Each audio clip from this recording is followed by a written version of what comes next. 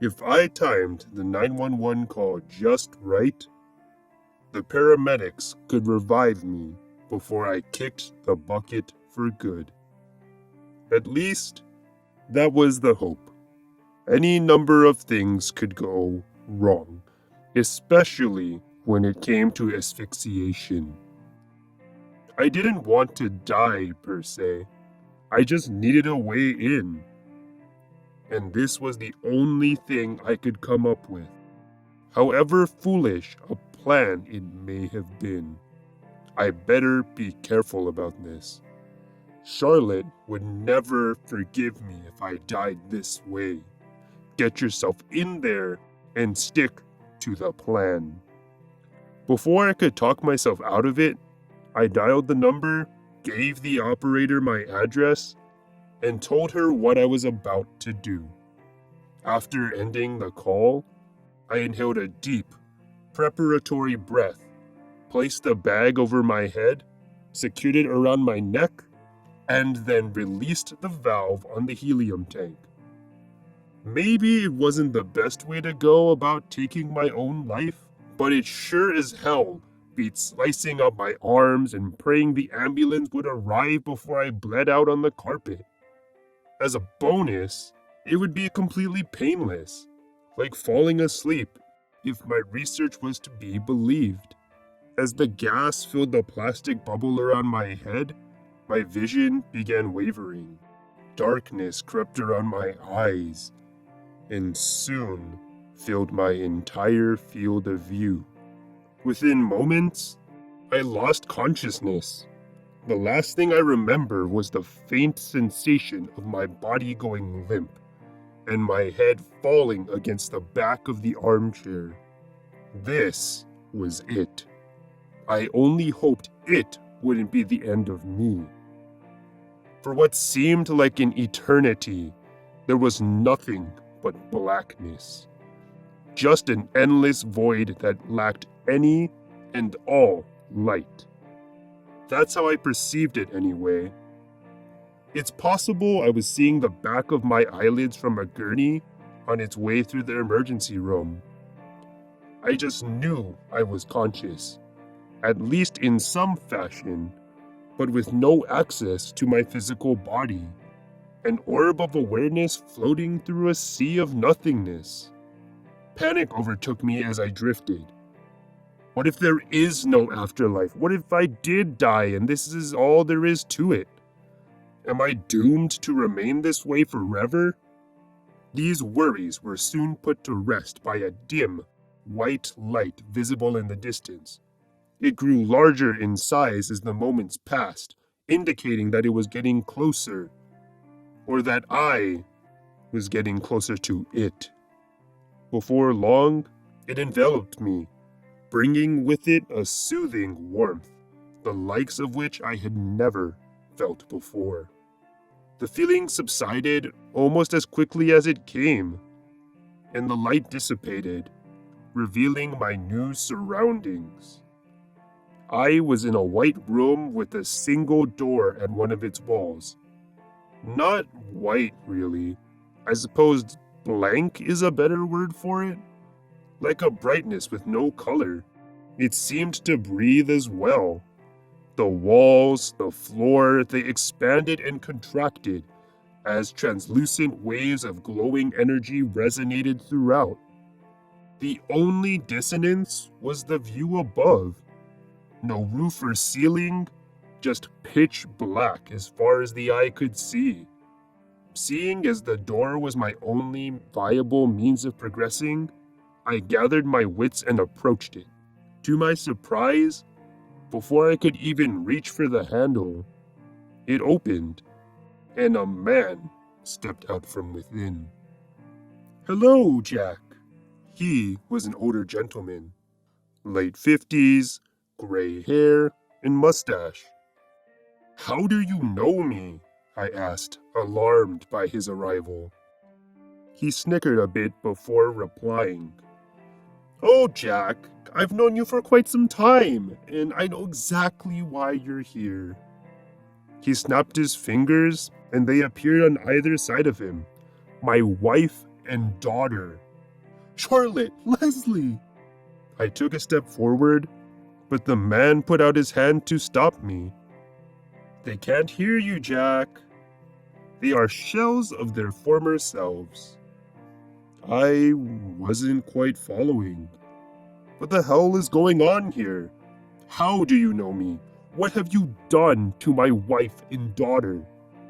You're a lucky man, Jack. I'm going to tell you everything. Secrets no mortal was ever meant to know. He leaned in a bit before divulging his truths.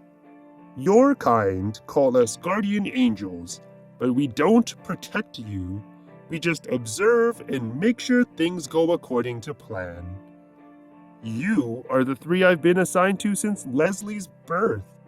It used to be 1 per human, but there are less of us now than ever before.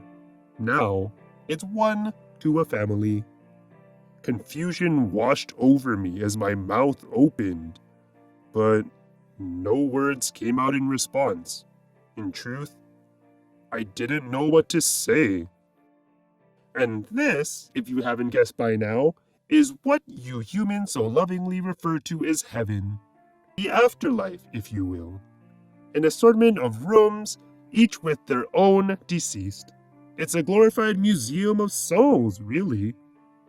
Looking down at my battered wife and daughter, my patience wore thin. That doesn't explain what you've done to my family. He threw an arrogant smile. When a person's been here long enough, extracting every last remnant of their soul. And then? What do you do with the souls you take? I asked. His lip curled a bit before answering. We devour them. You humans need air, food, and water to live. We need souls. It's the only thing keeping us alive. This system of ours has been in place since the dawn of time, and will continue long after the universe is folded in on itself. Charlotte and Leslie's tickets are up. I've been picking away at them bit by bit.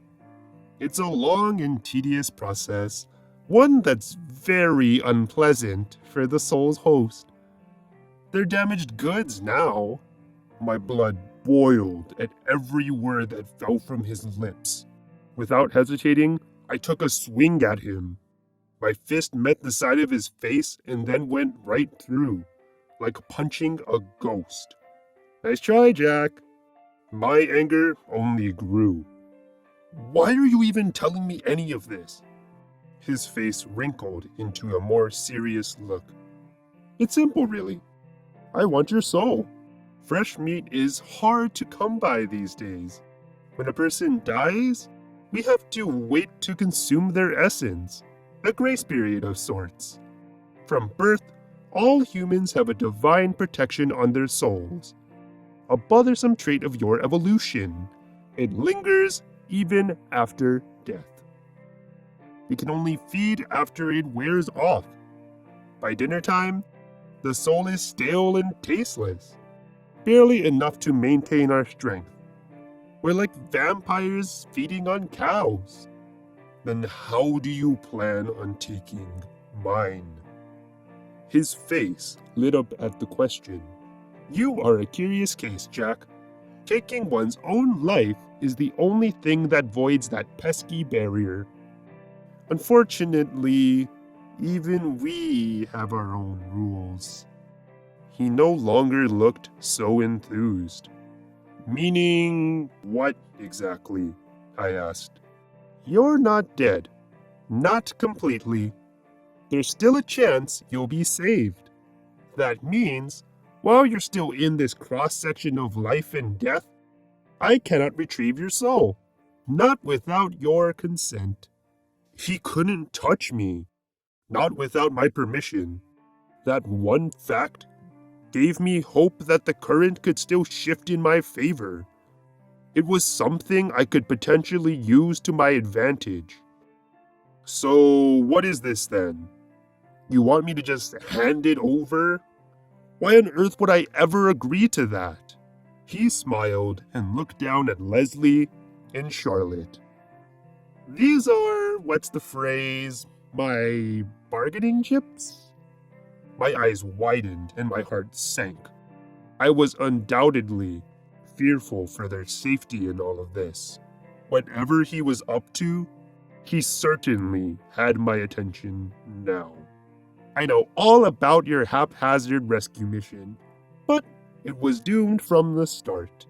Even if you somehow managed to escape with them, they have no bodies to return to. They were cremated after the accident. Hell, if I didn't show up when you arrived, you would have never even found them in this godforsaken maze. It's larger than the universe itself. He was right. It was my desire all along to bring them back with me, but I didn't have much of a plan after getting in.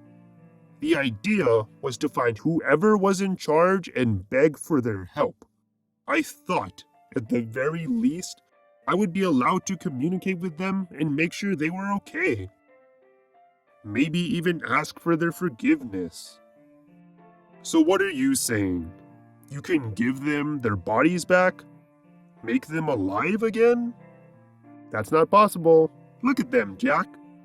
They're well past dead.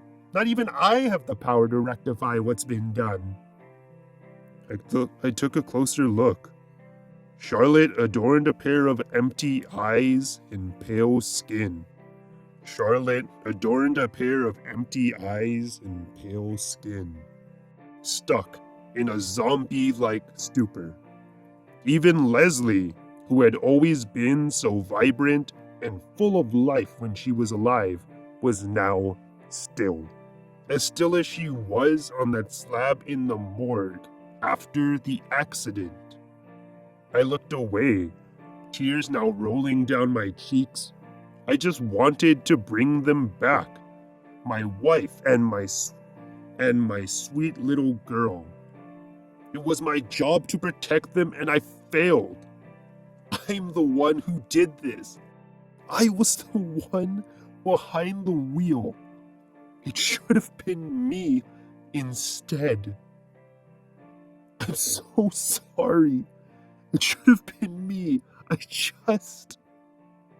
The man interjected.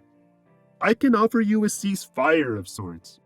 If you agree to let me absorb your soul, your family here will get a little break. Let's say 100 years before their final extraction. It was probably a good deal, but I couldn't bear the thought of my family being hurt in any way.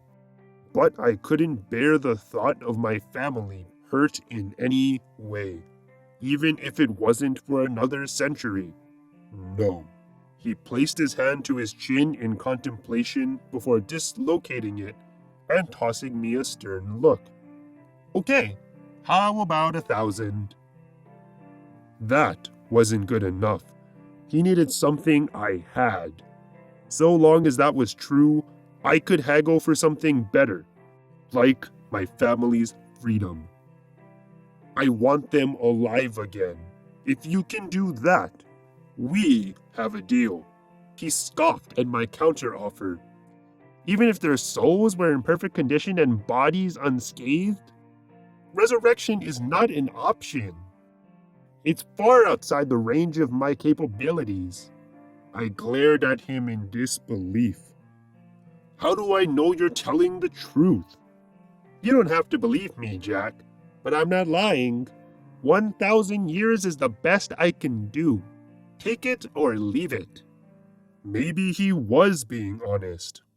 Even so, I didn't like the offer. If I accepted, I would be knowingly throwing my wife and daughter's souls to the beast.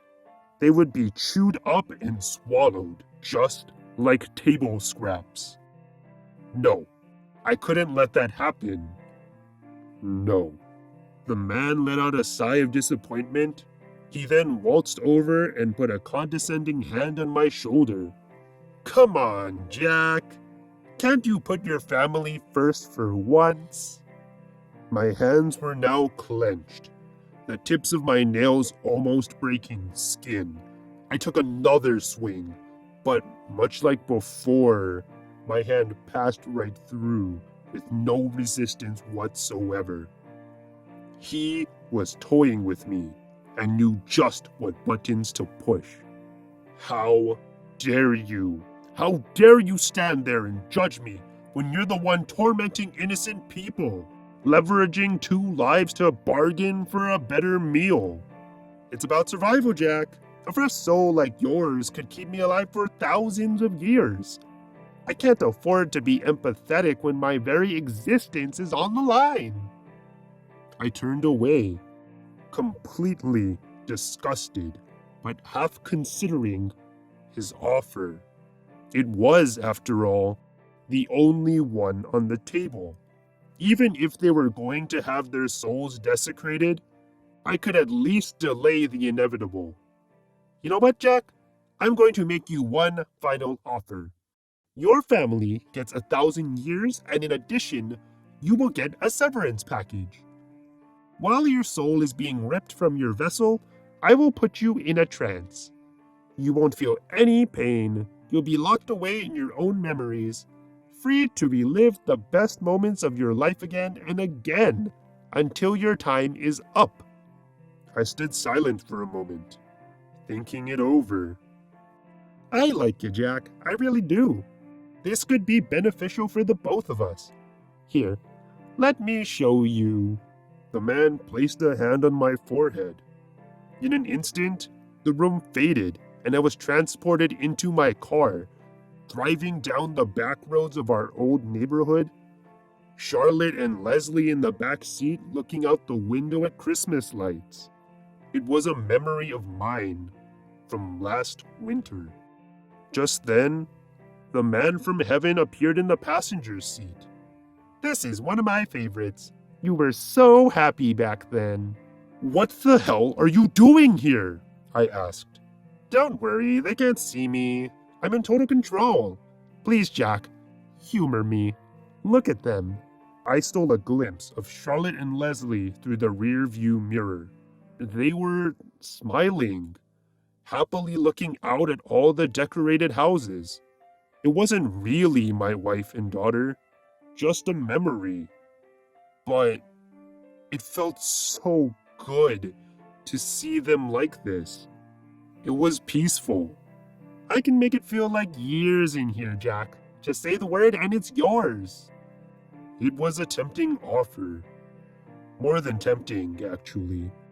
It took every fiber in me not to accept right then and there. The only thing I wanted more than to live in a fantasy like this was the real thing. More than that, I wanted my family to be safe. Why can't you just let them go? I'll give you my soul. I just want them to be safe. I told you, Jack. It's not within my power. Their souls have been thoroughly shredded. And whose fault is that? I yelled.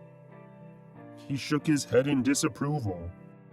Yours, if I remember correctly. You're the one who swerved off the road and killed your family. I was just feeding to stay alive. Survival is a basic instinct that isn't unique to just humans, you know. We sat quiet for the rest of the ride, both seething with anger. Once the memory ran its course and I pulled into our driveway at home, the man turned to me and placed his hand on my forehead again, putting me in another memory. This time, I was in a hospital.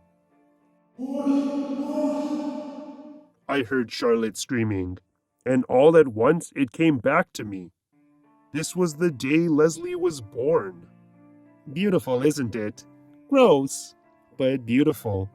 The man from heaven was now at my side, watching the moment unfold. After all was said and done, a nurse came over and handed me a newborn Leslie. Congratulations, sir. It's a girl. She didn't cry. Instead, her eyes opened. She took one look up at me and then placed her tiny hand on my chest. She was mine and I was hers, my little girl. In the years that passed since this day, I had almost forgotten how much this moment affected me. This was, without a shadow of a doubt, the happiest day of my life. The man from heaven placed a hand on my back and offered me a smile. Congratulations, Jack. I looked back down at Leslie, but she was gone.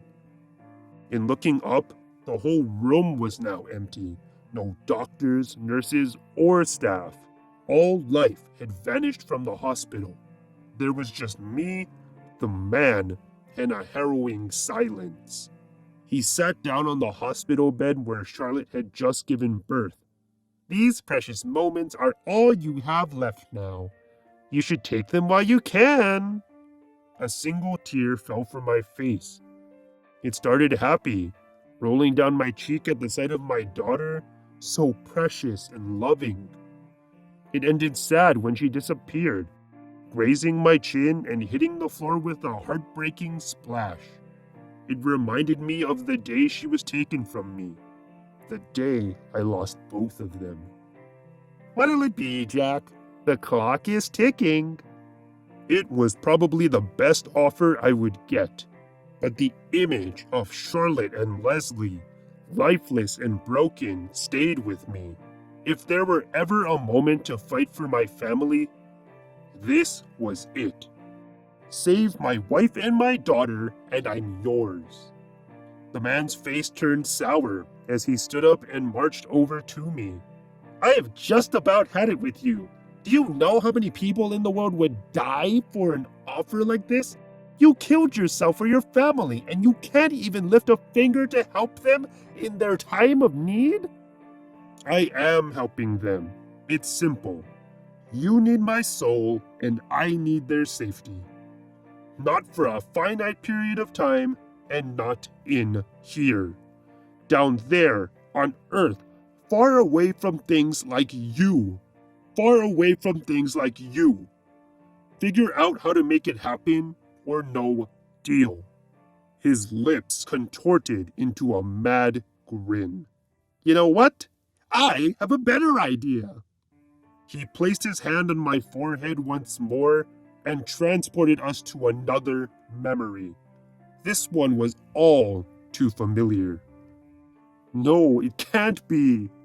Charlotte was in the passenger seat.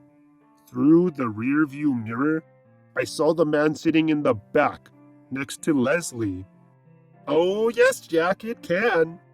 This is the night you killed your family. I immediately attempted to stop the car, but my body's movements were out of my control. No, you can't do this. Of course I can. Now pipe down. I'm trying to watch the show. Eventually, I swerved and we crashed into that damn tree. That cold pillar of wood whose image would forever be etched into my mind, plaguing my every nightmare. The sound of my daughter's screams echoed all around before giving way to the shattering of glass and the loud crunch of deforming metal. The abrupt silence that followed was sickening. Just as I had on the day in question, I craned my neck back and saw Leslie, covered in blood and shrapnel. Charlotte was even worse. Her airbag failed to go off, so she ricocheted off the windshield, breaking her neck. Her head was hunched over, bent farther back than I thought humanly possible.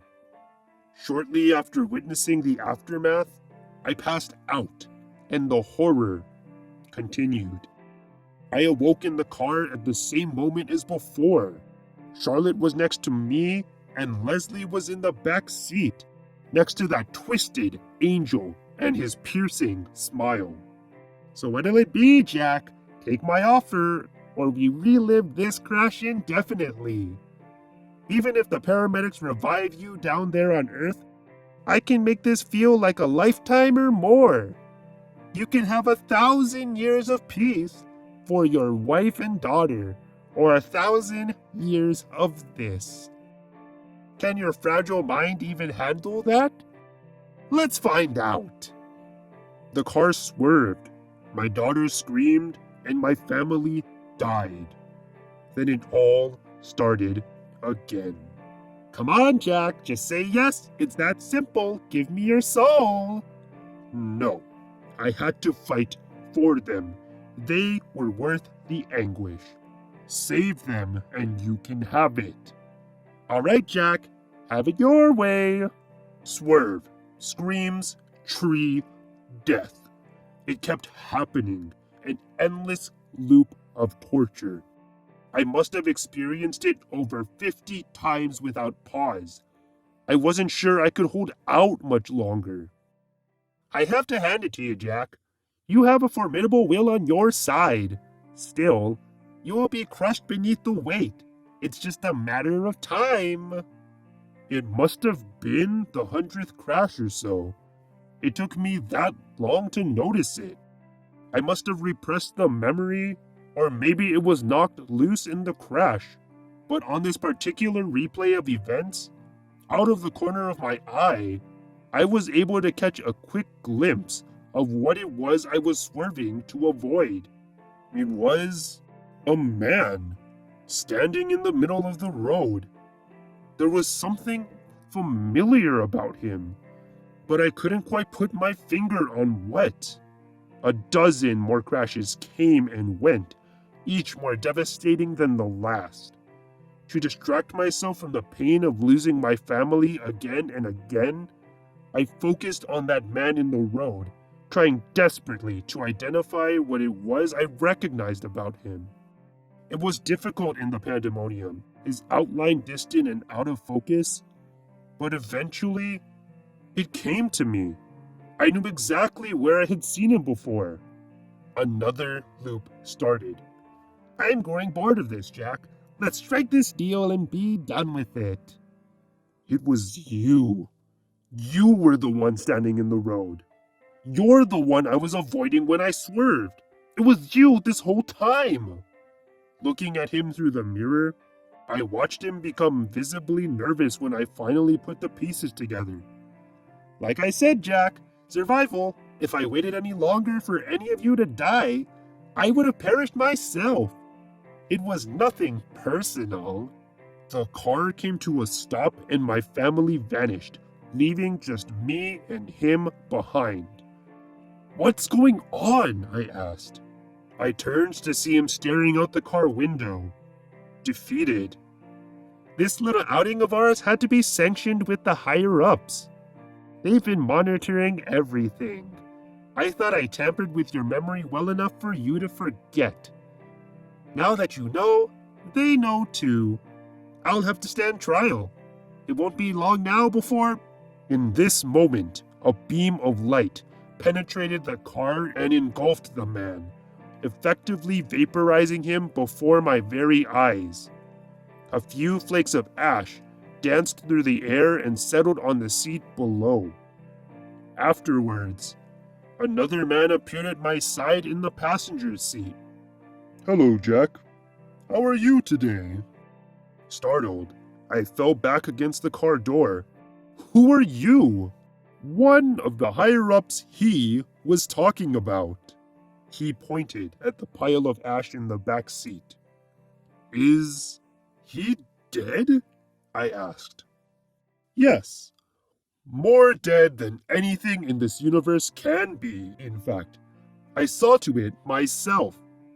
Having seen what I just saw, I cowered a bit while conversing with this new danger. May I ask why you killed him? Certainly. You see, Jack, he broke one of our cardinal rules. It's true that we feed on the souls of humans we're assigned, but no matter how hungry we get, we are not allowed to interfere in the natural order of things. You and your family were meant to live long lives, but he caused a premature disturbance, nudging your wife and daughter into the hereafter, so he could feed. It was all becoming clear now. That man ruined my life. He was to blame for everything. He put self-preservation before our laws, and that cannot go unpunished. No trial, no questions. Please accept my apology on his behalf. A wave of anger overcame me as I sat upright to meet his gaze. Apology? My wife and daughter are dead and their souls tarnished. All because you couldn't keep one of your own in line? Keep your apology. It means nothing to me. His friendly demeanor turned cold as I said this. You know, people who speak up to someone like me in that sort of tone usually end up like him. Again, he pointed to the back seat. I returned to a cowering position, realizing I may have just crossed a powerful celestial being. He sighed and then smiled. It's okay, Jack. I will set things right. Like the man before him, he placed a hand on my forehead. After that, my sight was overtaken by a familiar darkness, a vast void where I could do nothing but drift. Then, I saw it.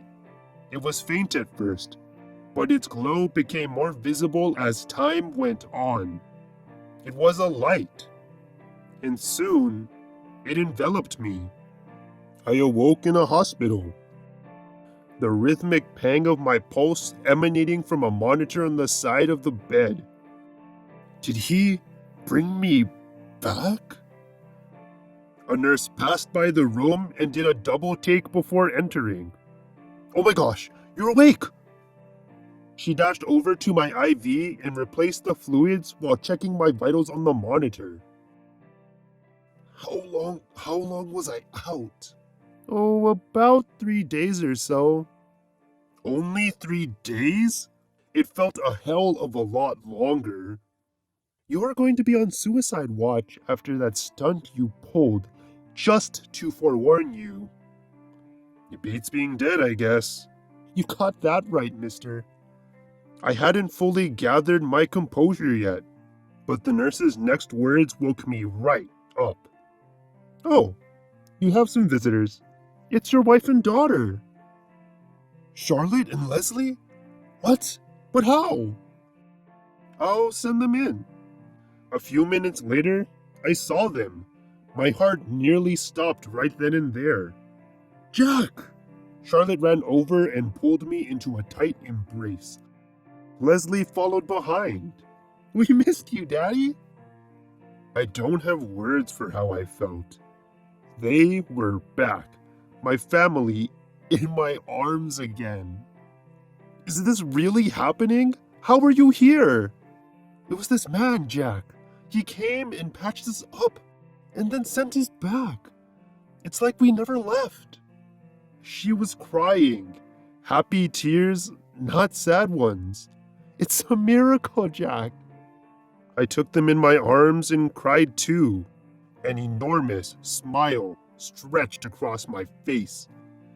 This was now the happiest day of my life. I finally had my girls back, and I wouldn't let anyone or anything take them away ever again. Whenever that day does come and we have to move on to the next world, I will be prepared. Mark my words. Somehow, I will find a way to protect their souls from harm. No one will lay a hand on my family, not while I'm around. I won't allow it.